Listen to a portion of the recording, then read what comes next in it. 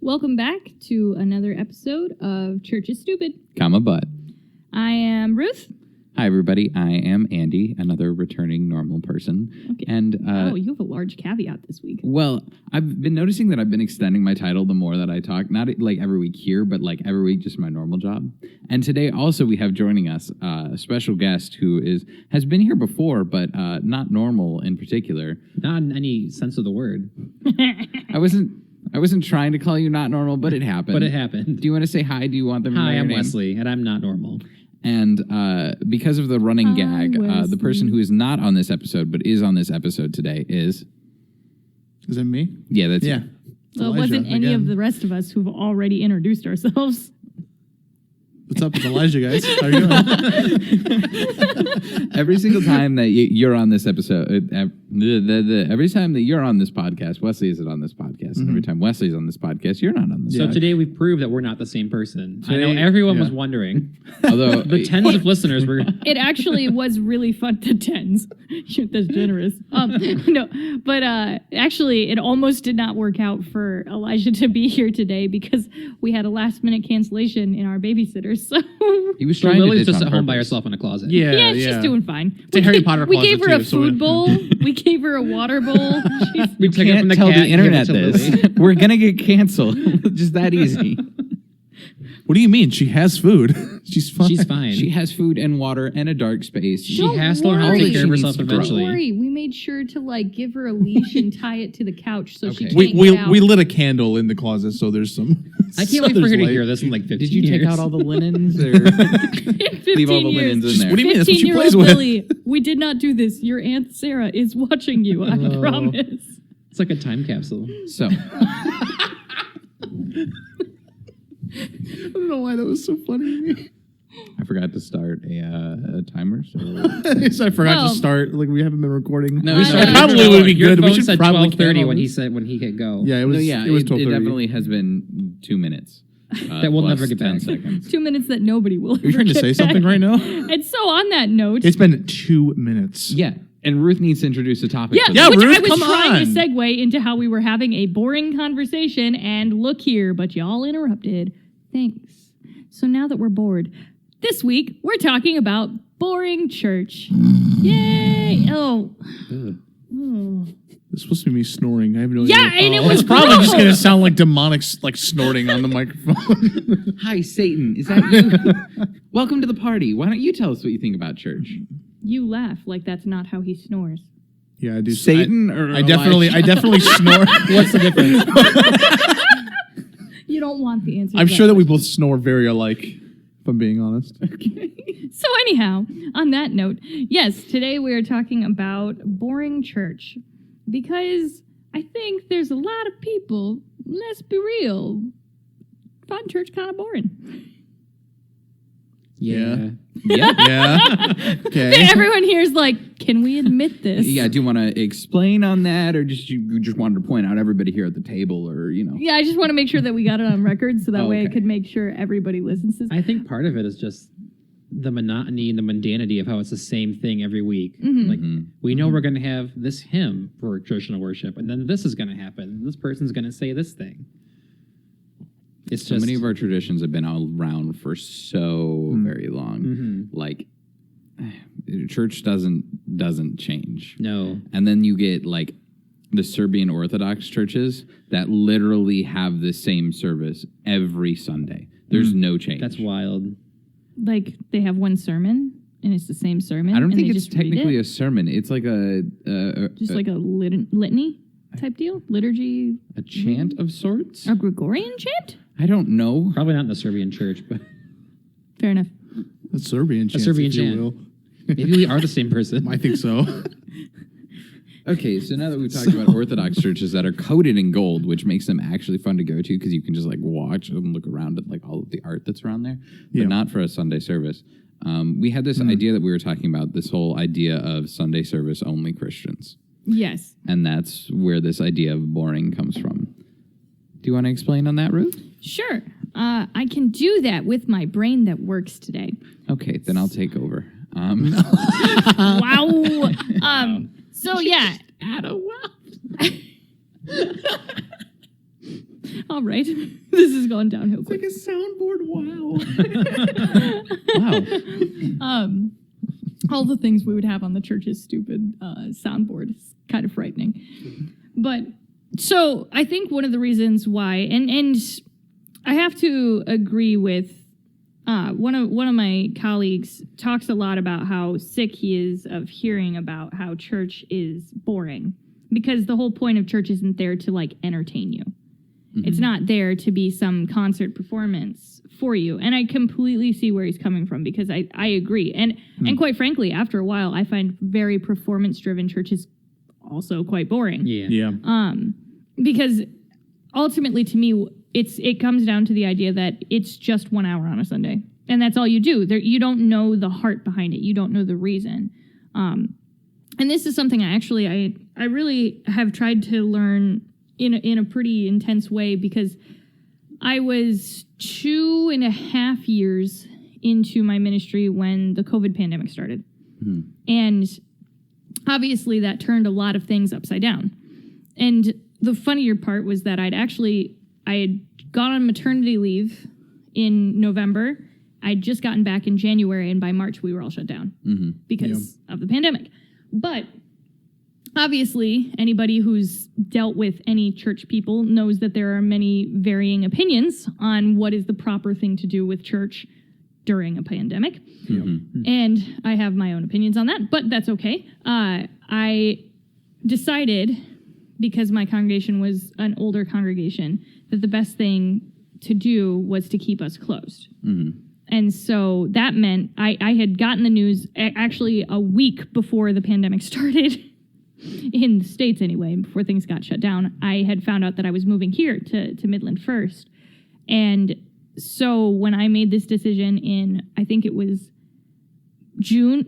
May, that we would stay closed for the entire time until the transition happened, which meant that I would not have a goodbye Sunday with my church in person, which was a really, really hard decision to make. I ended up writing this like 2-page letter, where in that 2-page letter, I promise there is a point to this. In that 2-page letter, I basically spelled out, hey, I know there's a lot of you who don't agree with me. I know there's a lot of you who will be really upset by this decision. I know that we're not going to get to say goodbye, and that hurts. And here's the reasons why. Like, I hope you understand and trust that even if you don't agree with me, you know that I'm looking out for you. I'm doing the best that I can to try to help in the way that I can. And I was better received than a lot of my colleagues who had churches that agreed with them, but were just more matter of fact about it. And so the whole reason for this story is I think we do ourselves a disservice because we never explain the heart behind things.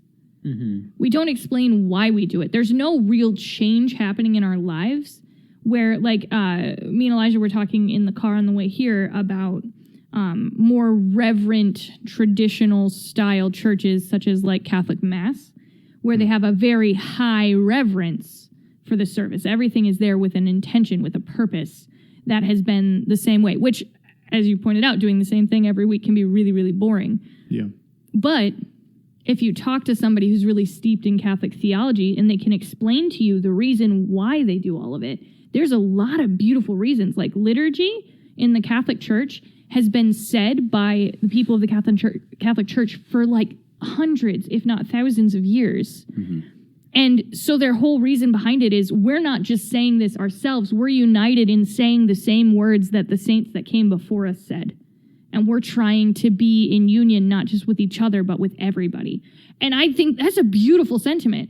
But if you don't know that, you just go to church, you're like, oh, this kind of sucks. At least if you're me. Or, you get to a point where you just read the words and you don't know the meaning.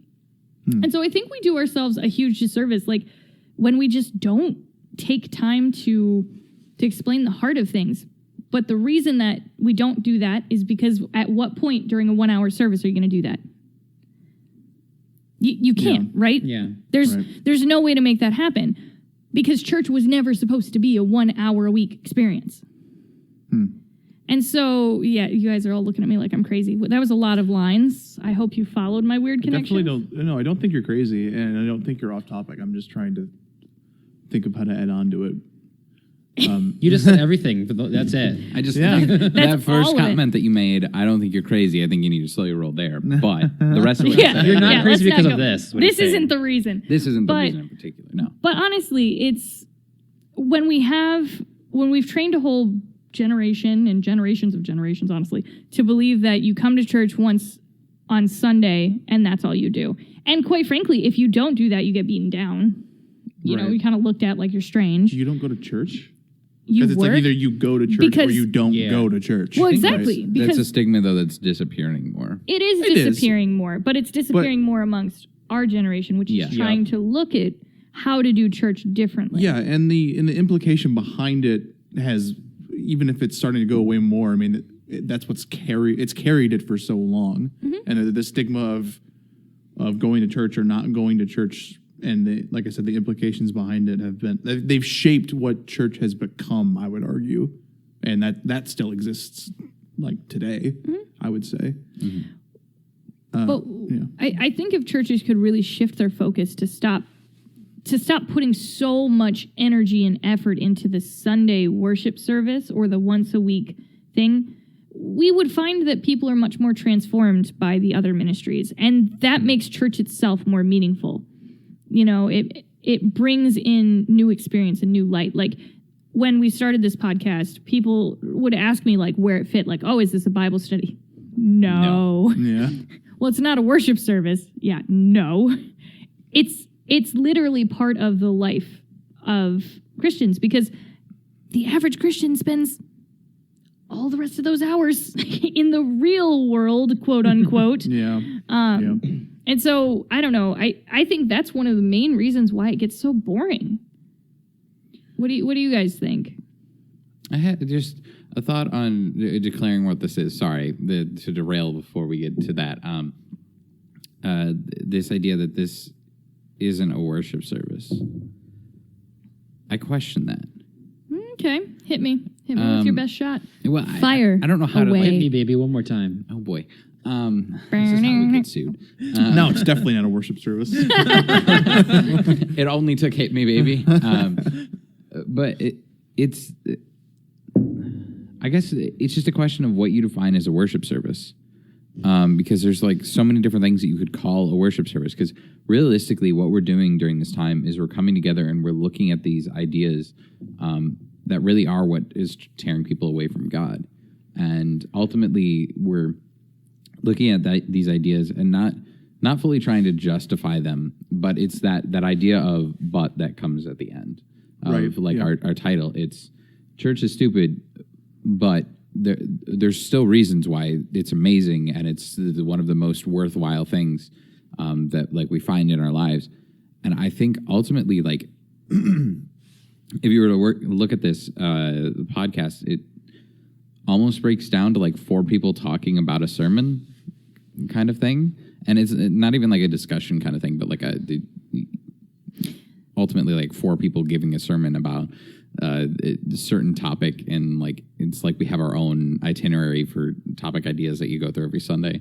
I think like the amount of planning that we put into this, and other than the fact that we don't ever pick up a guitar on this podcast, like We can We change could. that. There's 2 keyboards over there. It's true. I actually know where 2 guitars are also. We can jam.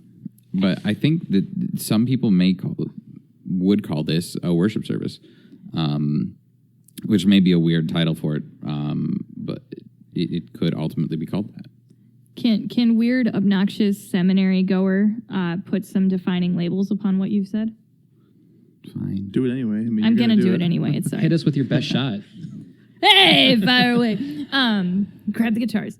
So I agree with you, but I think there's also a difference between an intentional worship service and between worship. I think worship can be found here, but all things in worship are not worship services. Yeah. So I 100% think that what we're doing here, because we come with the intention, with the heart to talk about these things, to talk about God. I mean, we're not here because we're like jumping up and down, praising. We don't pull out the guitars, but we're here because we have that heart for God and that heart for what the church can be. And that's worship in and of itself. But I don't know that it would quite be classified as a service. I mean, if you want to take obviously I could go the Wesleyan route of like what technical things define a service, but offering is one of those things. So that means that our second service technically wouldn't be, or our Oops. basement service technically wouldn't be a. But I mean, if you look at like the normal basis for what makes a service, like you have your preacher preaching, I guess you have music like normally in these days, but let's exclude that one. So if I take away all the things I want to take away, then it's a worship service. I'm sorry, I'm a Methodist. But That's if all you I do. take- but if you keep all of those normal things. Sorry, Okay. that was really funny. Okay, let's call us half a worship service then. Is that all right? Can we call ourselves worshiping people? Okay, fine, fair enough. I'm down with that. How about was people your who original worship. 'Cause question? That sounds like we worship people. That's true. We definitely don't. We do are that. people who worship. People who worship. What was your original question? Speaking of boring church and boring conversation, Did I sidetrack completely? yeah, you definitely prefaced it with just a quick derail, but it full derailed. It's all right. We're full derailers. No, it's okay. It's fun. I like. Oh, so it derailing. wasn't boring since you had your little snippet in there. Yeah, come at me. Yeah, it was. It seems like a supposed to marriage be- dispute. You wanna go supposed to be a someplace little else. bit of comedy Look at the thrown time. in, but I guess I can't really even try to do that anymore. So What was your original question? Do you remember? What do you mean? What was my original question? Oh, what that I of? completely derailed from? So I had said, my spiel about why I think that a lot of church is boring and that it has less to do with the worship service and more to do with the fact that we don't have anything to go with it. We don't have any explanation. We don't have, any way to live it out and to help people live that out. We just kind of say, go forth and do this. And I said that to me is one of the major reasons I think that church is super boring. And then I asked you guys, what were other reasons? And then you derailed us. Yeah, no, sorry. Andy. No, you're fine. It was an important note. I appreciate that. it's very hard for me to put my finger down on a very like objective reason for why church can be boring. Because it's been so long since I've actually physically attended a church because of COVID. So it's actually Yeah. harder for me to even relate because it's been a long time. Trying to put my thoughts together. I think generally, which is kind of like what you were saying anyway. I think there's a lot of people who normally and intentionally go to church every Sunday, with good intention, who probably don't even really know the purpose of it at all. I think a lot of people can't find any purpose in actually going. To put it blatantly, just do it because they're obligated to, or maybe in a less intense way of explaining it, people just go to church because you're a Christian and you go to church. And even if you know that's not the ultimate purpose of being a Christian, like you still do it because you just do it. It becomes a habit. It does. Yeah. It's even if you know that it's not the most important thing that you attend church every Sunday, and even if you're the kind of Christian who will say that like outright, yeah, I know that's not what makes me a Christian. Like I know that it's about my relationship with God and it's more than just going to church. 99% of those people still go to church, one day a week on Sunday, just because it's still just the norm. And I think that even though you can acknowledge that it's not the main reason, I think some people still in that will go without really knowing why. Like truly, not why you believe in God or why you choose to worship the God you believe in, but why you get up every Sunday and go to church. I think a lot of people just don't think about the purpose of it. The three of us in this room say, because we get paid. No. Just kidding. Just kidding. Wow. And some Sorry, people, I had to make the joke. Had to make it. and some people, it's not like there has to be one unified. Some people go to church for their own reasons or have their own things that they find boring and not. But I don't know. I sort of writing off of the tailcoat of what you were saying. I don't think I said that right. Whatever. Writing off of what you were saying about Isn't it coattail? Yeah, I said tailcoat, didn't I? I'm like That's all something right. didn't sound right, but I can't You were process. close. Yeah. Roof, you have a tail and it's wearing a coat, apparently. I mean, if I had a tail, what else would I do with it? No. Good point. Thank you. Thanks, Wesley. Wesley, would you like to tackle this question next? You want me to? What was the question again? Oh, my goodness. Why do you find church boring? So, yeah, what's the reason that you think people Well, find church boring? I thought you brought up an interesting point about the Catholic Church and how there's this tradition of I'm saying these things and doing these things that have been happening for hundreds of years. And on the one hand, that's really cool. But on the other hand, I think as the times change and generations change, what people need in a church service is different than it was 200 years ago or 300 years ago. I think, I don't know what I'm trying to say. No, well, I think you're bringing up a valid point that the way that you reach someone from the 18th century is much different than the way that you reach someone. But how much has that changed since the 18th century? And yeah. Yeah. Actually. Do you mean like physically in a church, how much has it changed? Or do you mean like how much has it changed, like how we were supposed Like, to? look at these hymns how we it's sing from practiced. 300 years ago. And I love hymns, don't get me wrong. I'm a classical music nerd. But I know not everyone is, and most people aren't. And so... I wonder who. No idea. Well, and for me, again, a large portion of it's the difference between, okay, so when I went to school, there were lots of classes I had that were boring, but I learned something, Yeah. and it was important to be there. And if I'm going to a church and it's boring and I'm not learning anything, then why am I there? And especially if it's not my praise style, which I think everybody worships and praises. As you pointed out, you tend to like hymns. Andy is very clearly not a hymn lover. And Let it be said that I also like modern praise songs too. I'm not. You do. I'm not picky. And I fall there where I like to have a hymn once in a while, but I also like contemporary songs. I can find contemporary music boring, but that's a whole other conversation for a day that we had a while ago. See episode. I don't Whichever know. one it was. But either way,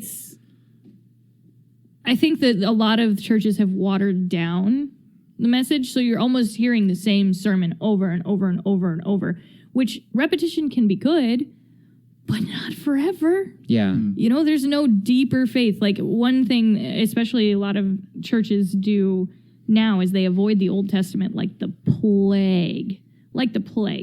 And it's fair. It's difficult. It's very difficult to talk about. Or they talk only about the parts of the Old Testament that are... Anyhow. Yeah.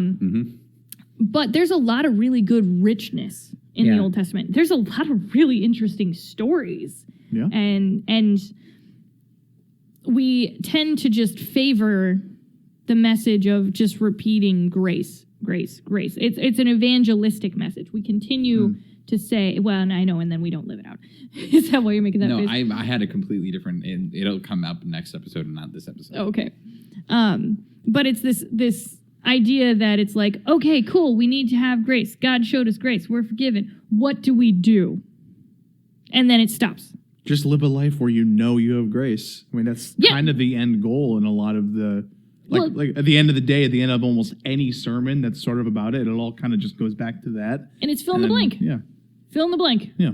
And in some ways that's good, but when there's no help, no instruction, no discipleship happening on top of the evangelism, then it gets old after a while. And then you come back every Sunday and you hear the same thing or something really similar without too much of an end goal afterwards. And not only does the sermon get repetitive, but the sermons are kind of long most of the time.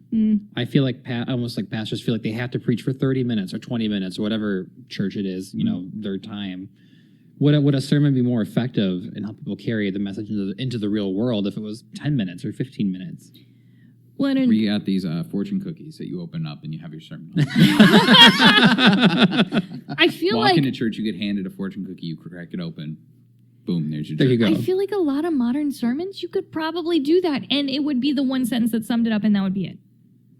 That's the sad thing, is I feel that way. And I'm sure that my sermons feel that way. And we've been, okay, Andy, no need to be so quick with it. No need to be so quick And he's with like, it. yes. Yes. This is Woo! this is one of those things that I think really, really varies from person to person, though. Sure. When it comes Extremely. to, because we can talk about the length of a sermon and everyone will kind of nod and laugh about it. But I mean, it's more than just the length. It's also The content. and the format of a sermon that I feel like really determines how engaged. I think it's just more than, not that you were saying the length of a sermon is all that matters, but I think you could dive really, really deep into the way that sermons in any type of church, whether it's UMC or I don't know, any denomination, the way they're formatted and the norm of the formats Yeah. of sermons is what I'm trying to say. I think is what you could really start to dissect. Well, and on top of that, you're supposed to be reaching with your sermon people from all walks of life. Yeah. But the problem is the current format for sermons is designed for a very specific Yeah. Yeah. set of people. My problem is I walk are a 70. lonely road. I walk a lonely Yeah, just make a few music references this episode. We're gonna well, get Wesley's flagged. on, so we had to make tons of. Well, I hope we don't get flagged because like YouTube, it has a weird algorithm. We won't get flagged for just singing random. And I bits of hate to songs. tell you this, none of us has sung anything close enough to get flagged. Wait, what? But yeah, I think the problem is that we've never, as you pointed out, we've never grown past. Okay, this is what reaches this generation, and that's great. But also, we need to start. Okay, You got to wait for that entire generation to die off before you try and learn the new generation's thing. And that's been like a constant idea is that you need to keep preaching to the gray hairs before you can preach to the new gray hairs.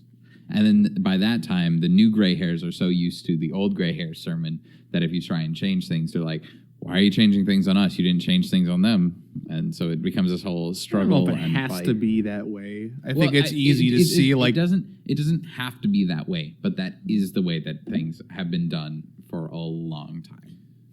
And that's why we don't see as much change in like churches is because everybody gets used to this rut that they're stuck in. yeah. And so like when there is change, the people who have had to deal with it since they were young are like, well, I had to deal with this when I was a kid. Why are you changing it for this new generation? Don't change it. We like the way that it is. And they honestly sometimes may like the way that it is, but they don't always like it. Yeah. It's Acknowledging that it it is a reality doesn't mean that we have to acknowledge that it has to stay that way though. And I'm not saying that you're saying that. Definitely. Yeah. Just because it is or it could be what has happened for generations and generations doesn't mean that we have to. It doesn't mean that we have to view church as or change in the church as something that's unattainable and just leave it there because we have to wait. I don't know. I don't think that we're actually disagreeing on anything. I'm just saying like He just wants to fight. yeah. I'll be honest, I'm pretty angsty these days. It just needs to happen at some point. Should push for change while also like in anything in any Yeah. kind of movement, push for change while acknowledging the reality of what's happening, basically. well, and I have to take this on myself in our last few minutes. I used to feel really, really guilty when I would sit and listen to sermons and get really bored. And I felt really bad about it for a long time. And then I started to understand that the way that we process things genuinely is so different Yes. from Yeah. the way that like our parents process. And it's not that they process things wrong and we process things right. It's that we have grown up in a much different style of learning and a much different style of Yeah. gathering information. That's a whole nother. Yeah, we could definitely dive into that too because Yeah. well, that's a and, whole thing. and I think that there's some ways that we can tackle that without saying that what's happening is wrong for everybody. Yeah. But saying that it's not really right for a lot of people. And it's the same thing when you're a teacher in a classroom, you have to reach people who learn in vastly different ways. Some people are kinesthetic learners, some people are audible Auditory. learners. Yeah, thank you. Some people are visual. Just every person is different, and trying to reach all of those people at once is very difficult. Yeah. And I think that our problem is that we're really not trying to reach everybody, which I think is what Andy was trying to get at, was Yeah. we're preaching to the people. You don't know if that was what? Sure, we'll go with yes. Yes, it was. That we preach to the gray hairs, as you put it, because let's be frank, most of the reason is money and financial, and they're the people who have the time and the resources to hold up the church, as opposed to younger people who are still figuring it out, don't necessarily have a ton of money or a ton of time. And then we just wait, and then we preach to the next gray hairs. But also, this is something maybe we can talk about in the next episode. Yep, because we are really out of We're time. really out of time. The older people that we're talking about, are they also being reached by this current sermon format or the style that we're talking about, the different styles and time lengths and things? Yeah. Or is that just what they've done since they were 5 years old? And so they've accepted Yeah. that this is what church is and they just put up with it, for lack of a better term. Yeah. See, that was more my point, but But I said it better. yeah, thank you. You're welcome. I mean, I'm reiterating- actually not going to lie. He did say it better. No, he did. Yeah, world's best. Wow. Sorry, Andy. So, Wes, will you're see replacing you me. in the next Best of luck with this whole tech stuff. Thanks. It's going to be great. But yeah, we'll keep diving into this and diving into why boring and making things entertaining are not necessarily all the same. I'm pretty sure you just named the episode for me. Why boring? Thanks. You're welcome. I'm very happy to help. For all of us here at Church of Stupid, Comma butt. Ooh. I'm Andy, Ooh. I'm Ruth. I'm Wesley. I'm Elijah. and we hope that you enjoy the rest of your week.